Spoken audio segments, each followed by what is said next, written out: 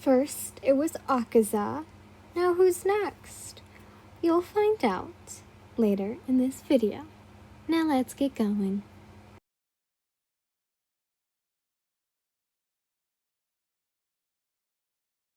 Don't bring that thing near my mouth. Akaza, I need you to. It's just an extra precaution. You are currently struggling with the third upper moon demon, trying to put a piece of material he couldn't bite through around his mouth, because you got an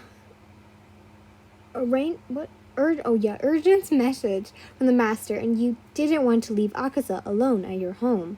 Your house has a door that is always open for anybody who wants to stop by. Like you like visitors, but as of now, you aren't too fond of the idea. If a Hashira were to see him, it would immediately end in bloodshed. Come on, Akaza.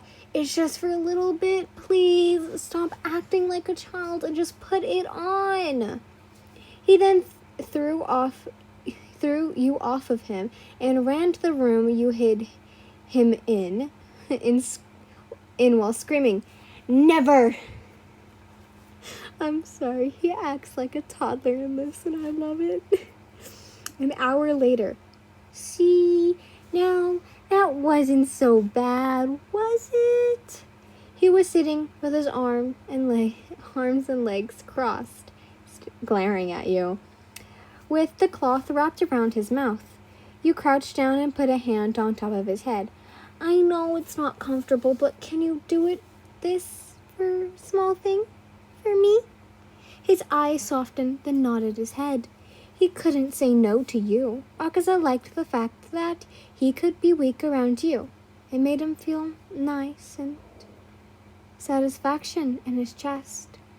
With that being said, oopsies, he would not waste to kill for you. That person doesn't have to do anything. You could just tell Akaza that you don't like them, and they'll be on his hit list. Oh, and before I forget, you pulled out a needle that Tomio gave you. You wanted to be human, right? If I can get a small sample of your blood, we will definitely find a cure much quicker. Akaza stuck his arm out, and you put the needle in and sucked up some of his blood. Then a cat appeared to deliver it to Tomio. You wrapped it up in a bag and put it in the box. You then petted the little cat's head. Please make sure this gets to Lady Tomio. The cat disappeared. You got up. You ready, Akaza? He nodded his head and got up to follow you. Yin, it's always such a pleasure to hear you. You bowed before him. Your heart was hurting so badly. His condition had gone even worse. You hoped for the best. Greetings, Master. I'm sorry to hear your condition has worsened.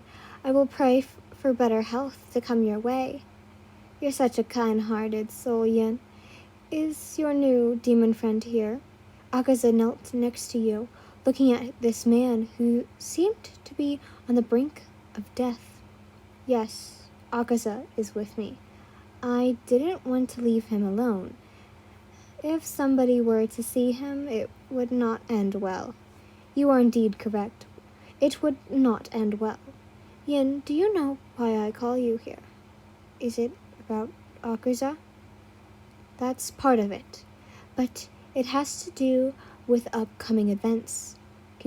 Kibutsuji will in no doubt attack soon. He will be coming to end the Demon Slayer course, try to consume Nezuko, and take you again. The thought of that made you shiver. You didn't want to live like that again.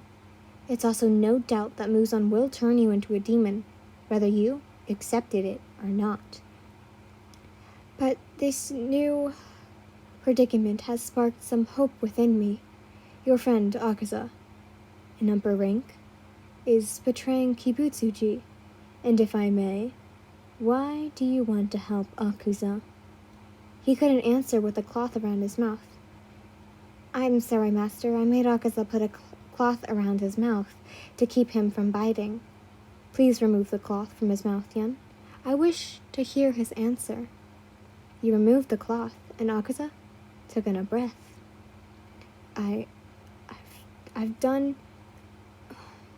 I'm doing this because before I met Yin, I lived a life that was selfish, shameful, and one without any emotion besides anger. But after meeting Yin, I couldn't continue living a life like that. She brought out something in me, and I wanted to help, not just me, but her as well. I know I don't deserve forgiveness, nor do I accept it. I have even accepted the fact that if I were to be a human again, what I did as a demon will haunt me till death. But I want to keep Yin away from that life. She's too kind and compassionate for the kind of life. I also believe helping will maybe be some kind of redemption, even though I doubt it will make up for everything I've done. As Akaza finished, it was quiet for a good minute or two. The master smiled and slightly turned his head. Yen Lin, you should feel great pride. You have touched the hearts of many, even demons. Akaza, please tell me, is there any more demons who would be willing to help us? Yes, there are actually 2 that come to mind, even though I'm not happy about it. I giggled. I recognize that tone of voice. I can already guess at least one of them you're talking about. Yin, please, hard work. This is coming to an end soon. We need to win for our future generations and for our loved ones. You bowed before the master. Yes, master. I completely understand.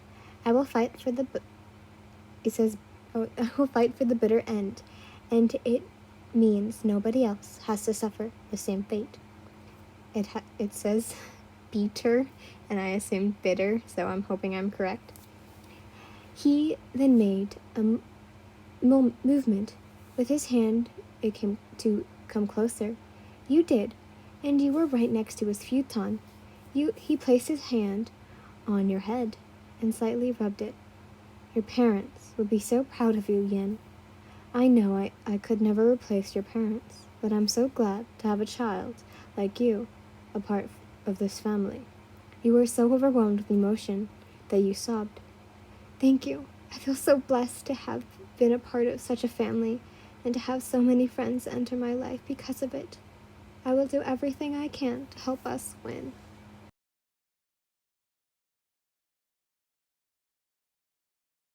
Akaza was currently at your side in your estate giving you some tea.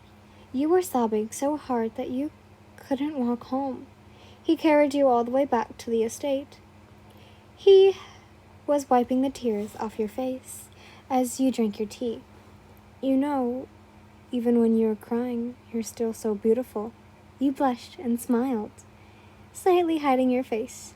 Suddenly, there was a knock at your door. Hide, you whispered, and he bolted off to hide somewhere in your estate. You opened the door and saw 6 familiar eyes. Kokushibo? Greetings, Yin-sama. You quickly pulled him in before anyone sees him and blocked the door. What are you doing here? He then took his sword off his side and sat it down next to him. He bowed on one knee. Yin-sama, I have come here to devote my loyalty to you. You were quite shocked. The strongest demon besides Muzan has come to devote his loyalty to you? I will do whatever you wish. I will protect you till my dying breath. Anything you want, I will make it my personal mission to fulfill that desire. Kokushibo, why would you do that for me? He looked at you and saw so much in those eyes. Yin-sama, before and after you left, I felt these feelings rise within me. It's been so long that I forgot what they were even, but they feel absolutely incredible. You bring them out of me. I don't even know why. I was still living before. These feelings, they give me purpose. You give me a purpose. That's why I'm devoting everything to you, the person who gave me a reason, a real reason to live. And those, I'm sorry, my spit was in my throat. In those eyes, I saw nothing but admiration and honesty. Kokushibo, are you really ready to do anything I say? Yes. Okay, well, there's a couple things I need to ask of you. Oh, I need of you.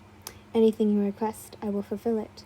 Okay, first, you have to stop eating humans. Also, as of now, we are currently working on a cure to turn demons back into humans. I need a bit of your blood to hopefully find a cure faster. It is completely your choice, but we can also turn you back into a human. I also ask that you give me as much information about Muzan as you possibly can. That is all I request of you. He bowed. I will resign from eating humans. You may take as much of my blood as you desire. I will accept your offer to turn back into a human. I will give you every bit of information I know about him. I got down to his level and gave him a hug. You do not know how much that means to me, Kokushibo. Thank you.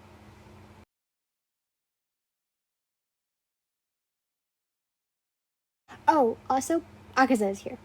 Akaza, you can come out. Akaza came from around the corner and poked his head out. Then him and Kokushibo made eye contact.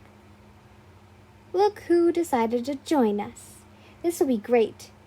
You celebrated a little bit, and they just thought it was the cutest thing ever. But Kokushibo quickly changed the conversation.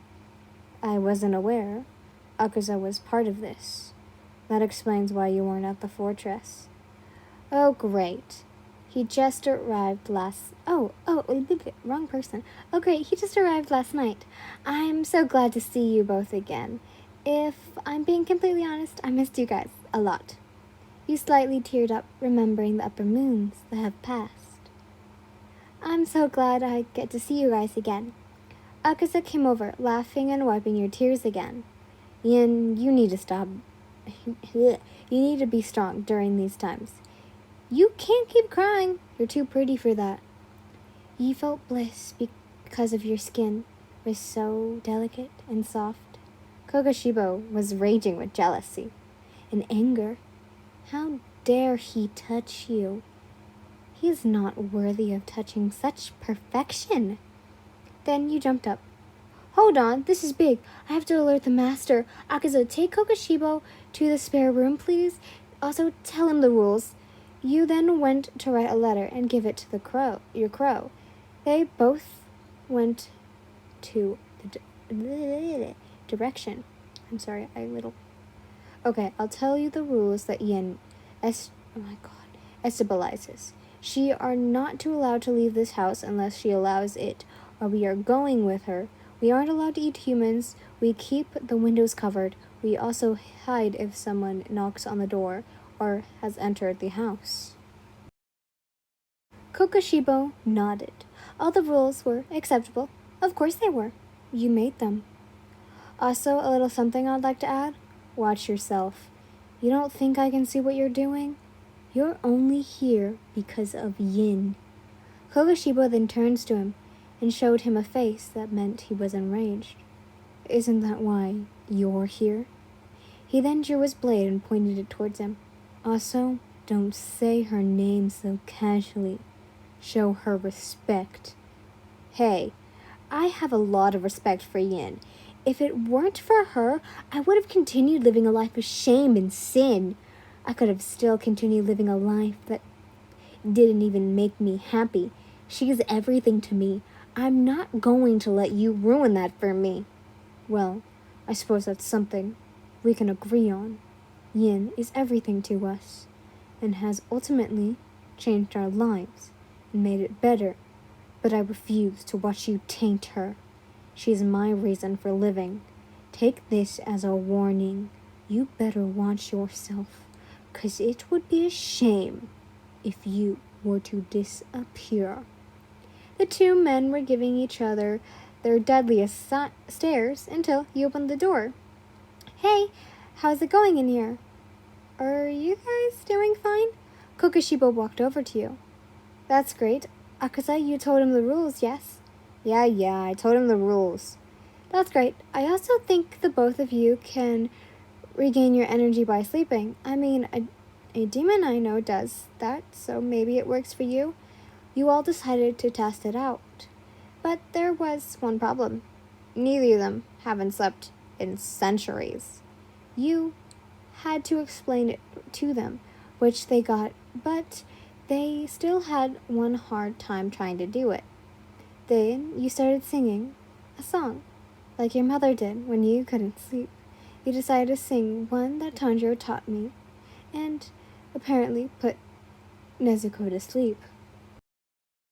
For reasons I cannot play the recommended song because of copyright issues, so yeah, but you guys can just think of your own song. But now let's get back. Then you finished. You looked at both of them. Just by their auras, you could tell they were asleep. You started to creep out of the room, but whisper before leaving. Sweet dreams.